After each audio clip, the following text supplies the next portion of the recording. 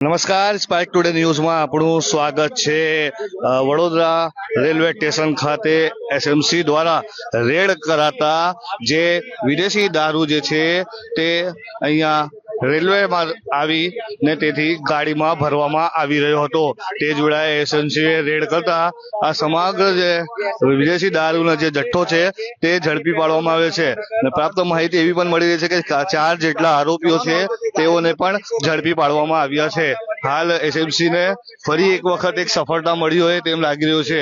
થોડા દિવસ પહેલા જ જે હેરોઇનનો જથ્થો છે તે એસએમસી દ્વારા ઝડપી પાડવામાં આવ્યો હતો અને ત્યારબાદ ફરી એક વખત વડોદરા રેલવે સ્ટેશન પર જે વિદેશી દારૂ જે છે તે ઉતરી રહ્યો હતો। એટલે લલિતા ટાવરની પાસે જ આ જે વિદેશી દારૂ છે તે ઉતરતો હતો અને આ જે ઇકો કાર છે તેમાં ભરાતો હતો। તે જ વેળાએ એસએમસી દ્વારા રેડ કરવામાં આવી અને આ મોટી માત્રામાં જે છે વિદેશી દારૂ છે તે ઝડપી પાડવામાં આવ્યો છે। હાલ એસએમસી રેડ કરી 4 જેટલા જે આરોપીઓ છે તેની અટકાયત કરી છે તેવી માહિતી મળી રહી છે અને સમગ્ર કાર્યવાહી તેઓ દ્વારા કરવામાં આવી રહી છે।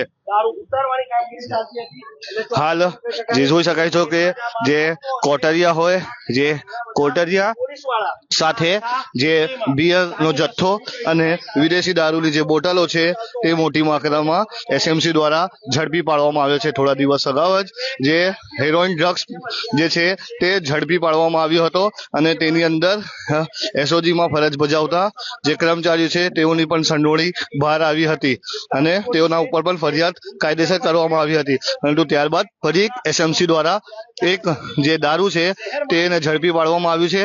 મોટી માત્રામાં જે વિદેશી દારૂ છે તે લલિતા ટાવર પાસે સપ્લાય થતો હતો એટલે રેલવેના મારફતે આ દારૂ મંગાવવામાં આવ્યો હતો। 4 જેટલા ઇસમોની અટકાયત પણ એસએમસી દ્વારા કરવામાં આવી છે।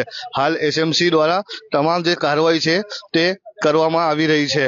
આ વિદેશી દારૂ જે જથ્થો છે સાથે બિયર કોટરિયા તમામ વસ્તુને ઝડપી પાડી કાયદેસર કાર્યવાહી એસએમસી દ્વારા કરવામાં આવી છે। સાથે સાથે આ ઇકો કાર છે તે પણ તમે જોઈ શકો છો કે ઇકો કારમાં જે છે વિદેશી દારૂ ઝડપાતો હતો।